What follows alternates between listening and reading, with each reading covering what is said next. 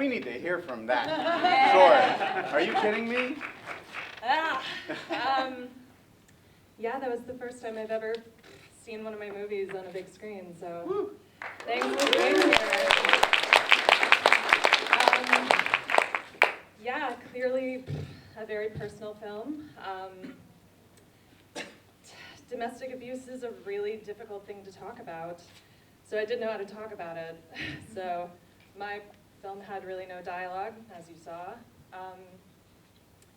Yeah, just the paradox of staying in an abusive relationship is really hard to kind of explore. So I went super Lynch, super dark. Yeah, and I just thank you so much for receiving it. Emily, welcome. Thank you. Lovers played here at Horrible Imaginings. It was part of a very emotional block, a very powerful block. Can you talk about not only being here at Horrible Imaginings, but being a part of that block? I'm exhausted. Emotionally, we're all I'm emotionally exhausted. I have cried a lot today just watching the works from so many filmmakers and so many women filmmakers here. Miguel has done such an amazing job having so many brilliant female filmmakers showing their works. That block was staggering and made me look at a lot of issues differently and in new ways, and issues that I explore in Lovers in a different way. And this is a fantastic festival. Everyone's just been wonderful, and Miguel has just been... I just met him here, and I feel like I've known him my entire life. Talk about being on both sides of the camera and what that experience was like, because during the Q&A, you talked about the fact of having to get everything set up and then having to get into that mindset, which can be very challenging. Absolutely. And thank you for appreciating that, for sure. Most welcome. Most welcome.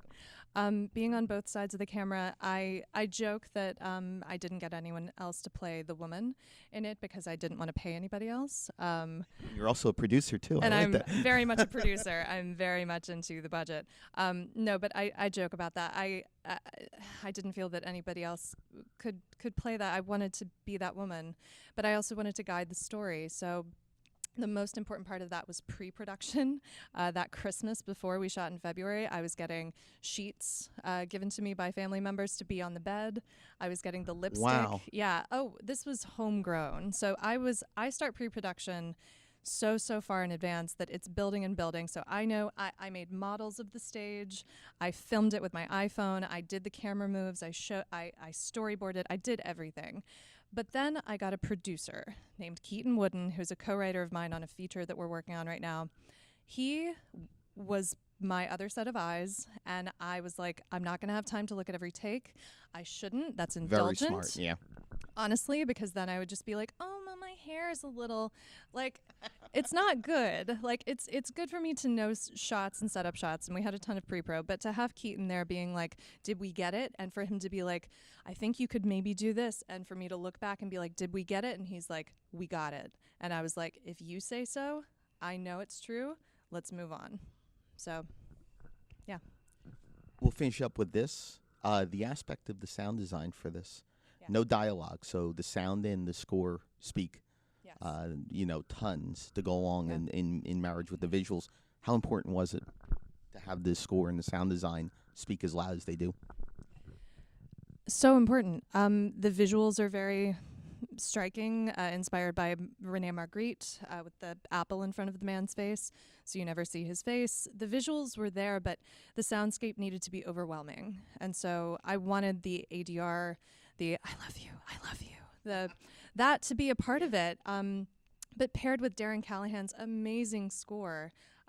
He like me, loves Argento, so he wanted to create this really odd soundscape, and then my mixer, Derek O'Rourke, he added the drips near the tub. Honestly, the composer and my mixer, my sound designer, worked really hand in hand, and we just passed it back and forth from LA to New York to Germany, where Derek is.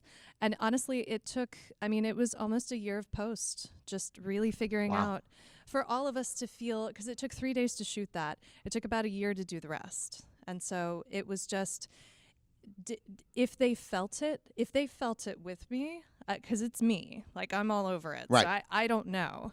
But if they felt it, then I was good. So honestly, it was trusting really talented, really wonderful friends. That's how that was made. Welcome to Horrible Imaginings. Thank Thank you for you. screening. Thank you so much.